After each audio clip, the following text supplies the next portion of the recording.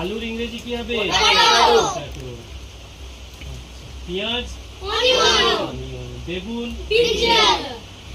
বাঁধাকপি, ফুলকপি, কলিফ্লাওয়ার, কাঁচা লঙ্কা, লঙ্কা, মটরশুঁটি, ঝিঙে, ঝিঙে না কি বলে, ঢেঁড়স, লেডি ফিঙ্গার, নারকেলের ইংরেজি কি বলতো? ডাব কি হবে? Green coconut. আলহামদুলিল্লাহ। আলহামদুলিল্লাহ, তোমরা সবাই ভালো বলতে পারলে। তাহলে লাস্টে এবার কি বলবো? May Allah bless all of you. Thank you.